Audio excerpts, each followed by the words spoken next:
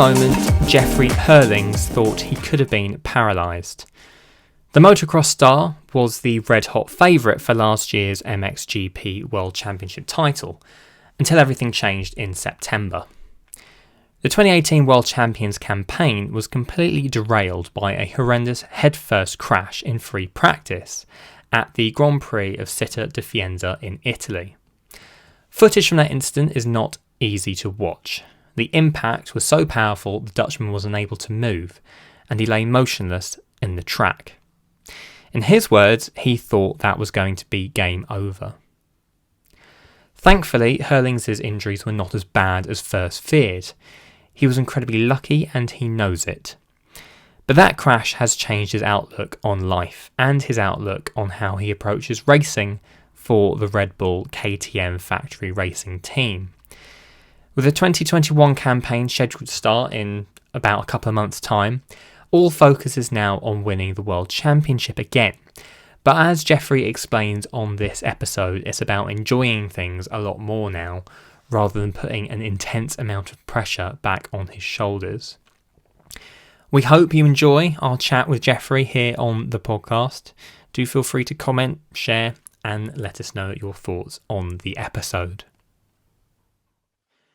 Jeffrey, welcome to the show. Great to have you on the podcast. I know we're going to be talking about a lot of things at the moment, but first off, how are you this morning? Because I gather it's a busy time right now. Yeah, a lot of media things going on this morning, but I'm good. Thank you for asking. Hope you're good as well. And just waiting for the season to restart, after those whole Corona pandemic. So, yeah. Definitely. I think there's a lot of eagerness for things to get going thanks to COVID and that whole situation. And that's essentially my first question, because a lot of our sporting guests have been in a similar position where COVID restrictions, lockdown rules have affected a lot of things in their lives, preparation for their sports as well. How has it been for you? How have you found it sort of managing training, competing, but also just, I suppose, living your life at the same time? As for my daily life, not too much things changed. Like I never really go to festivals or to pubs or drinking or going so often to restaurants or whatsoever. So for my daily life, not so much has changed. Just like normally we're flat out racing right now. When you're in April, we basically race every weekend. Well, now we're just sitting home on the couch on the weekends and we're just training like Monday to Friday. And yeah, so that really has changed from a sport perspective. But this is the world right now where we're living in. So hopefully we start racing again soon. But in this times it's so hard to plan things, and also the calendar came out and got rechanged, and a new calendar came out and got changed again. So for now, it's just waiting to see when we'll start racing. But I think in 2 months' time or something would be realistic. Exactly. Fingers crossed it does. Yeah, sure. Happens soon enough anyway. But in terms of preparation, you are gearing up to the 2021 season. How has the preparation changed compared to, say, last season before we had the pandemic? Obviously, we started riding in November, like we always do, because at the beginning, the calendar was pronounced to start racing, I believe in April. I'm not sure, but I think in April or something. So we just wanted to make sure we would be ready for April. But then, the calendar got delayed till May, then end of May, then June. Now I think it's like somewhere middle of June. So when we started the preparation, we thought, okay, we have to be ready by April or something, because then the races will start. But yeah, so really, like, for preparing, not so much has changed, because we just thought we had 1 month delay, which turned out to be like 3 or something for now. Yeah, I think we can all relate to delays at some stage in our lives, can't we? Yeah. For those listening to this, and we cover a lot of different sports on here, so there's always a wide range. But for people who aren't perhaps familiar with motocross and the championship, how would you describe it to someone who's not familiar with it? That's difficult to describe this sport. Obviously, just racing dirt bikes. Most people they know what dirt bikes is. Most of them probably know Rossi and MotoGP and Marc Marquez, but it's not quite the same. But it looks a bit like this. Just we're on not on asphalt, but we're racing in sand and mud and dirty dirt. So motocross is just a very intense sport, very difficult sport. very high risk sport as well. You have to love it or you can hate it. You know, a lot of green people hate the sport.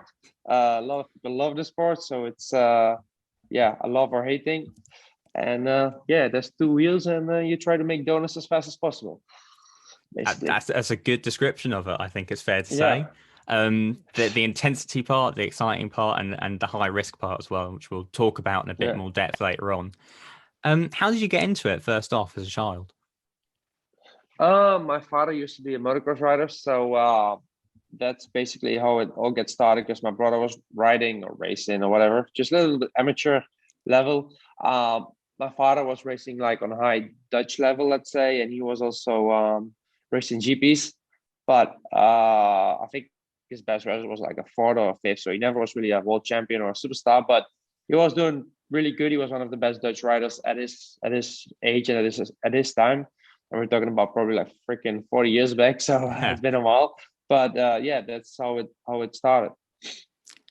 Was it sort of just that you were naturally good at it? You naturally enjoyed it, or you just had the talent for it from the get go? Yeah, definitely. You know, like as a child, I was mostly winning. Also started at Dutch level, and then you work your way up to European level, and then to on a world level. But yeah, definitely from a young age, I was pretty good at racing dirt bikes. Yeah. And in terms of your inspirations, I imagine your dad is probably right up there as an inspiration for you. Well, thanks to him and basically my family, it did start, because at that time there were no iPhones, there were no. I mean, we're talking about more than 20 years back. You didn't have the iPhone, and you open a YouTube and you start watching videos and things you basically like.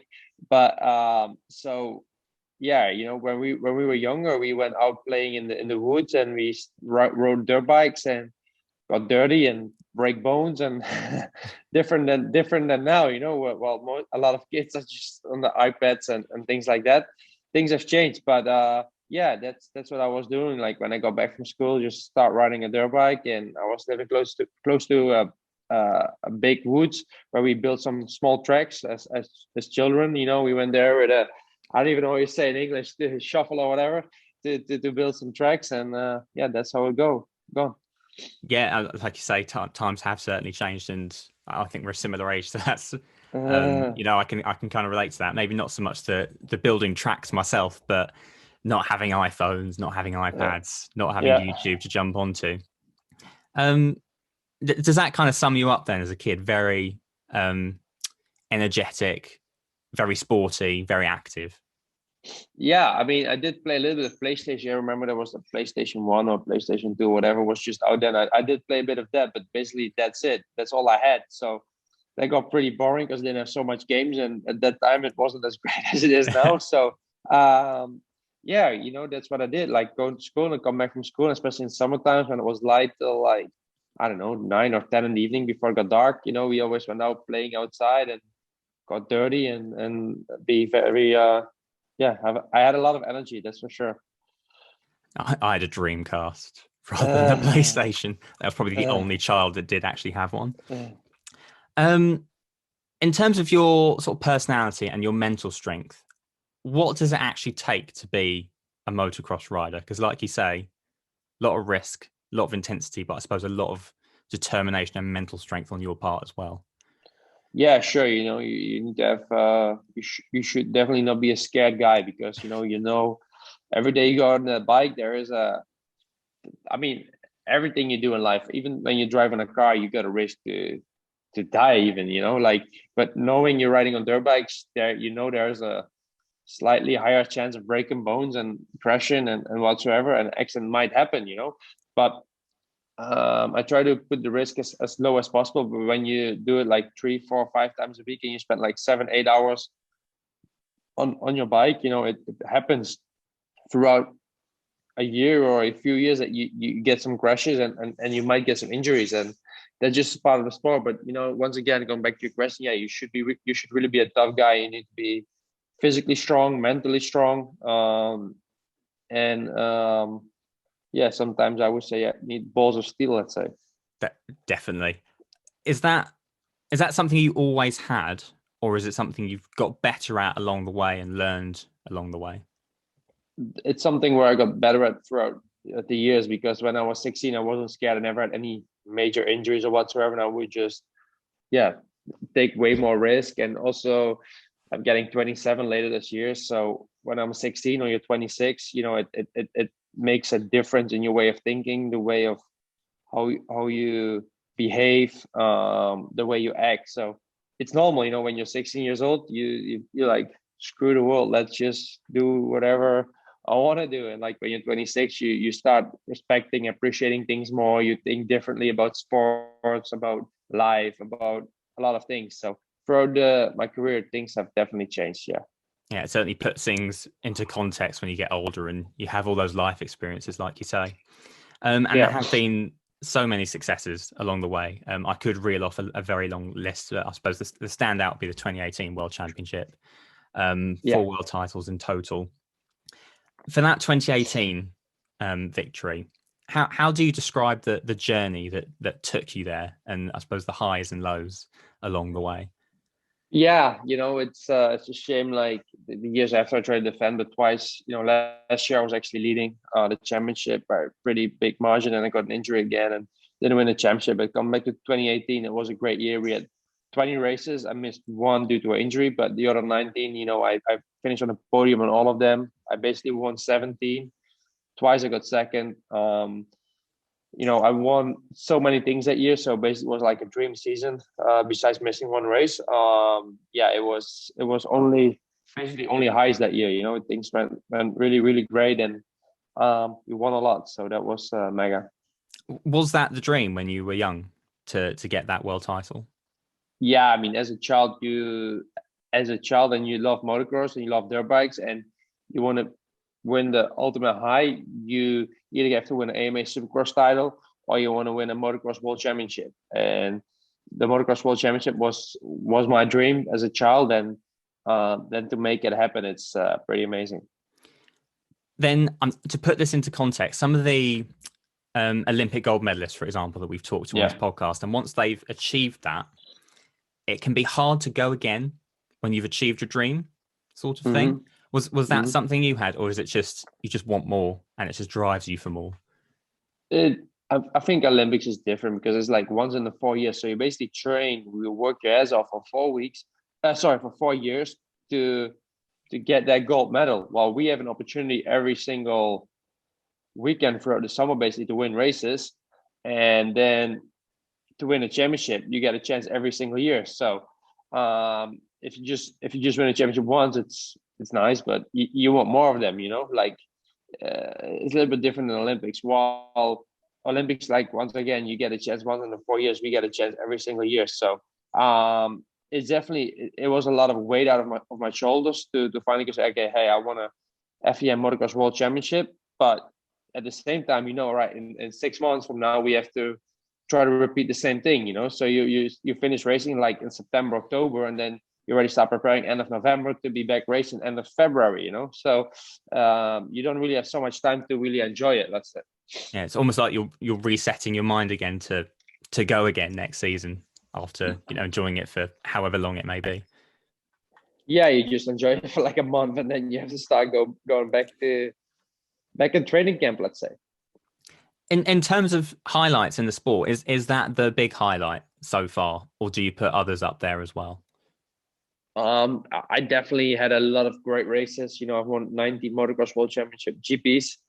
I don't know how many exactly, but like 150, 120 GP podiums, somewhere near there. So I had a lot of great races, but I think, the ultimate high was that 2018 FEM Motocross World Championship. Yeah. There's some staggering numbers on there. So I think that's something to be very, very happy about.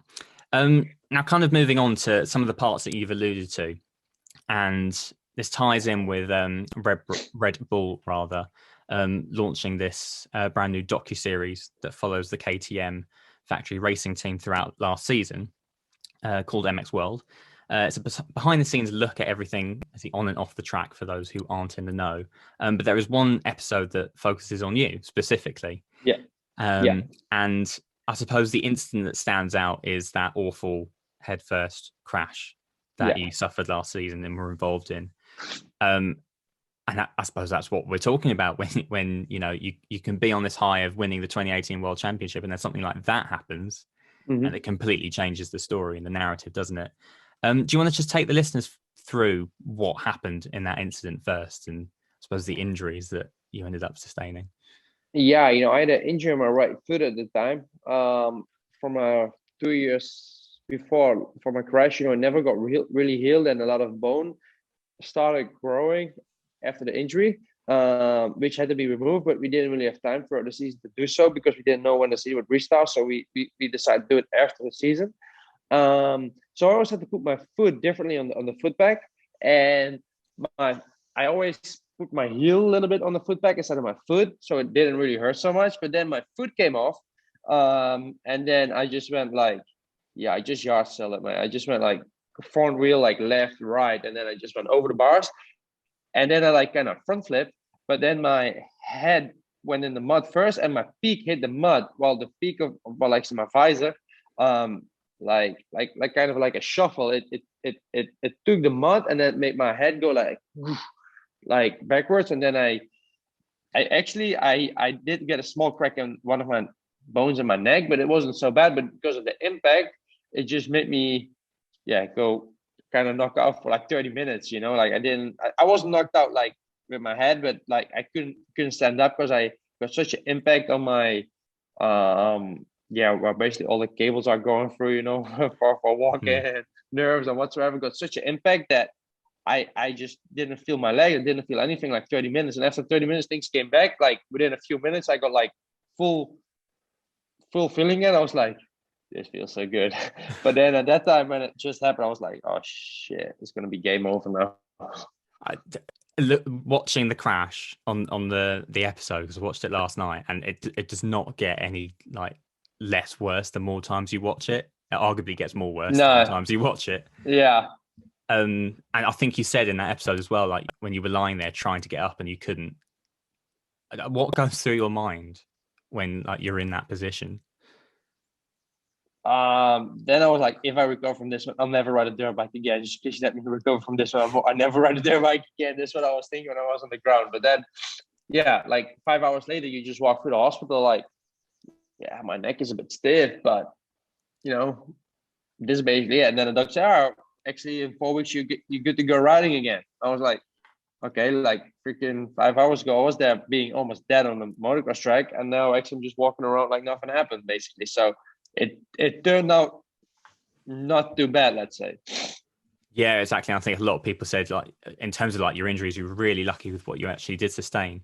How were your family with it at the same time? Because I think back to say what happened with Roman Grosjean in F1 last year.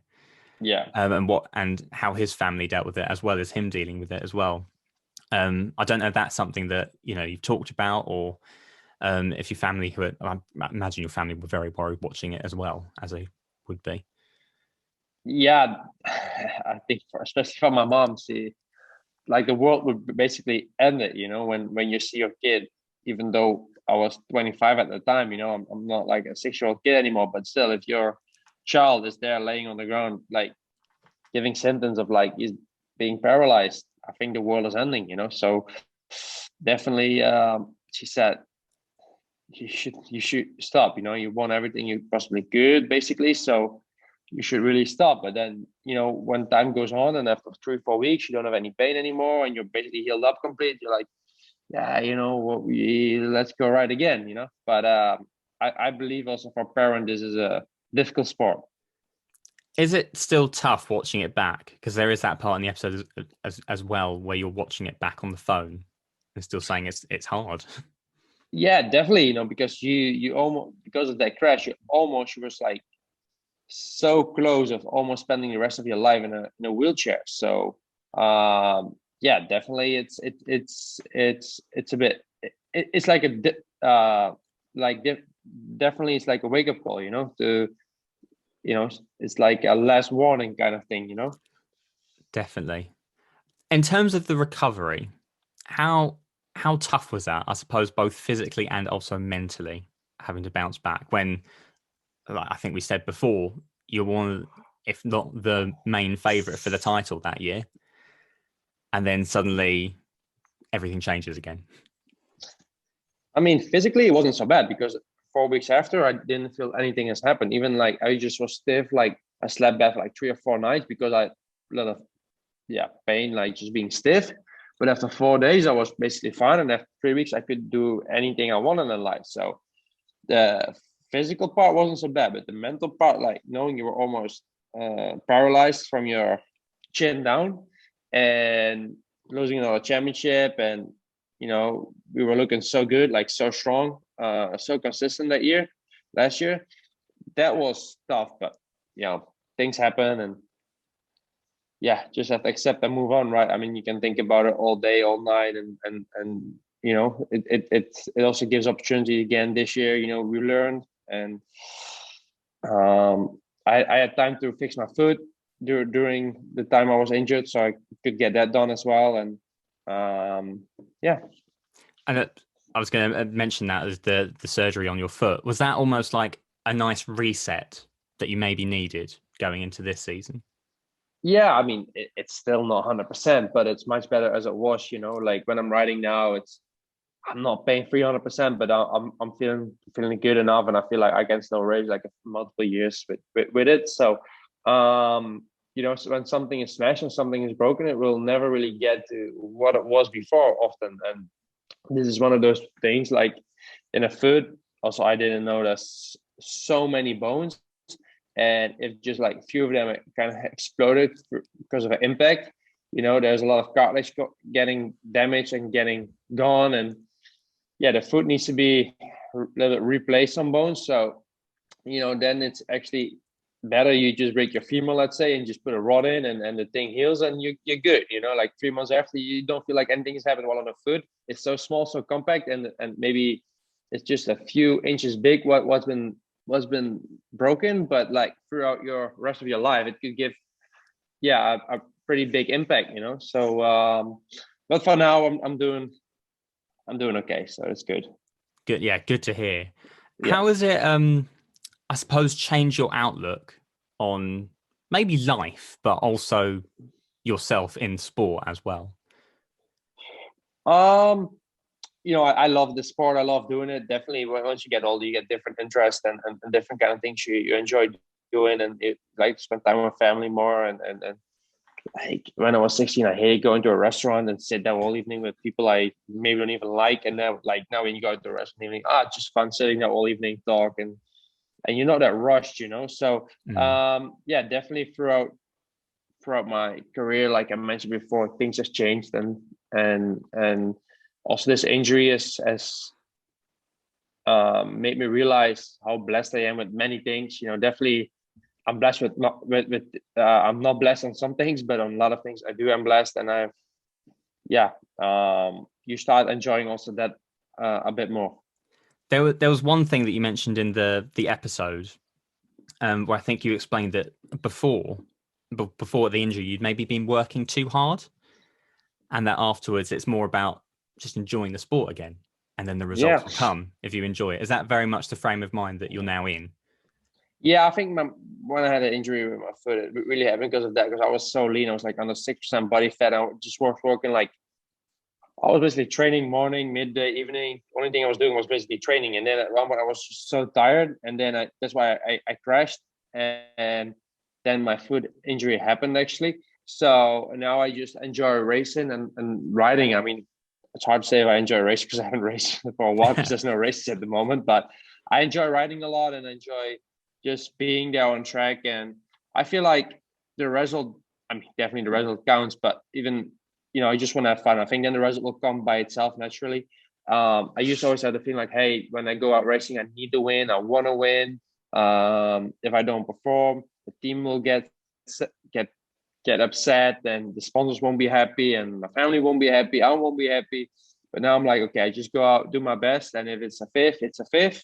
I ain't gonna take the risk to probably yard sale again. I'm just gonna do my best. If my best is a fifth, everybody has to take it, and it is like it is. And I think with that behavior, I think it's the best way to maybe be injury free, but time will tell. Exactly. But like you say, it does sound like it's a happier medium, if that makes sense, a happier balance anyway. Yeah. So looking ahead then to the 2021 season, which I suppose will eventually get underway with your home Grand Prix. What can we expect from you and the team in terms of races? I think from the team, as KDM, they have a great team, and I think it's maybe the most strong and powerful team in the paddock right now. Obviously, it's a personal opinion, but you see throughout the years how many championship KTM has brought in the last 10 years, as well as in the MX2 class, as an MXGP class. So, but definitely the competition is coming strong. There's a lot of brands who wants to compete with KTM, as Honda, as Yamaha, as Kawasaki. There's a lot of teams who also want to win and try to beat KDM and beat their riders. So, but I think we have a strong lineup with KDM, with me, Prado, and Caroli. So we'll wait and see. But I just try to really enjoy it, and then the results will come. Definitely, I want to win the championship, but I'm not gonna say today like, hey, I need to win this championship. Just gonna go out, have fun, and do the best I possibly can. Mm-hmm. And that, I suppose, is the big difference, isn't it, in you in previous seasons versus you now? And you mentioned, because then oh no, go on. Sorry. Yeah, then I always went line up. I was like, hey, I need to win the championship. If I don't win the championship, if I don't win this race, I messed up, So now I'm like, okay, if I don't win, I don't win. If I finish fifth, I finish fifth. And I'll just, and try to enjoy. Yeah, and then move on to the next one if it does, if you do happen to finish fifth, for example. And you mentioned balls of steel right at the start. Is that, again, something that comes into it so that, I suppose it's blocking out those awful incidents in your mind because I can't think of anything worse perhaps as a rider if that suddenly you get that flashback almost when you're in the race type thing. You can't go racing and think like, hey, I was like 6 months ago, I was laying here maybe you're racing on the same track this year, and you like go over the jump, you're like, hey, 6 months ago I was here being almost paralyzed. If you think that, then just pack up your stuff, mate, go home. So you can't really think like that. You just have to move on. Definitely in the back of your mind, what happened, but you can't keep thinking about it. And in terms of your preparation, which we touched on at the start with like COVID restrictions and things like that, but in terms of your own preparation, is there anything you're doing differently this season compared to past seasons? Yeah, we're not racing in April. That's something different. Physically wise, I'm just making sure I'm ready whenever the gate needs to drop. I'm just playing safe on the weight side. Like, I'm a little bit extra right now, so I don't need to be that low on weight for my position, for so many months if we're not racing yet. So just try to be sharp whenever I need it, those 6 months period or 4 months or however we might be racing this year.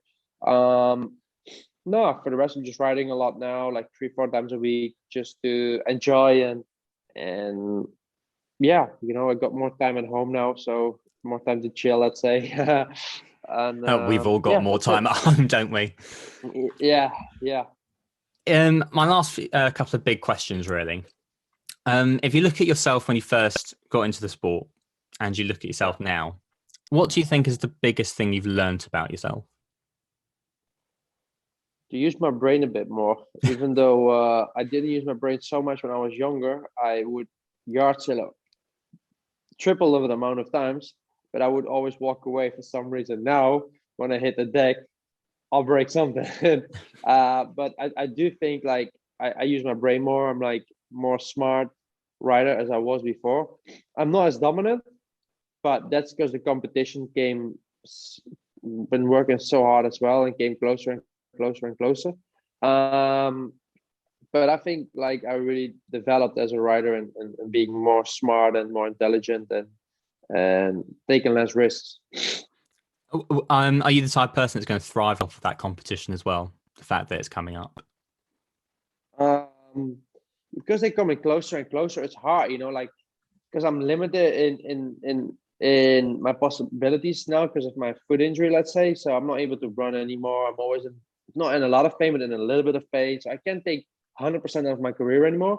But yeah, I feel like the brands are pushing more, like a Yamaha, a Honda, like they weren't as competitive. It seems like they weren't as competitive 10 or 12 years ago as they are right now. So yeah, them being so competitive, and a lot of good riders came up through the years, and they got more professional, and riders got more professional, and teams did. So yeah, that helped getting MXGP into a bigger and better competition. But at the same time, it made it way harder for me to win. Exactly. And my final question is, your sport, how important is it to you? And has it ultimately made you into the person you are today? Yeah, because thanks to this sport, I got everything I have right now. Friends, people I'm working with, the things I got through, and thanks to my sport. So yeah, the sport has made me what I am today. Yeah. Very well said. And that's something we always bang on about on this podcast, is how important sport is, whether you're an elite athlete or whether you're someone like me and you just do it on your weekends. Yeah. Thank you, Jeffrey, so much for coming on to the podcast today. Sure. Great to chat to you, and good luck whenever the season does get underway. And yeah. I'll do a final point to anyone listening to go watch that docuseries, because that episode is particularly eye-opening when you look back at what happened last year. So I wish you all the very best in the chase of that next world title. Thank you so much. All right. Thank you so much, mate. See ya. A huge thank you to Jeffrey, to Red Bull and to the PHA group for the help in organising this interview. We hope everyone enjoyed what was a really eye-opening conversation, and we wish Jeffrey all the very best when racing finally gets back underway. A final couple of messages from me. If you enjoyed the podcast, please spread the word on social media. It's how this show grows and how we attract our listeners. And if you fancy, please leave us a review on the podcast app of your choice, as it helps other people find us as well. Do follow us on social media for all the updates on what we're doing. All of our handles are at SportSpielPod, and you can get in touch with us by email. Our address is sportspielpod@gmail.com. A quick word as well for our radio station partners, The Bear. You can hear our episodes every Monday night at 10 p.m. More information about The Bear is available at thebear.live. That's it for us on this particular episode. I hope everyone is enjoying the fact that restrictions have eased. We have a bit of an exciting project coming up in May as well. All will be revealed very soon. But until then, take care everyone, and we will see you next time.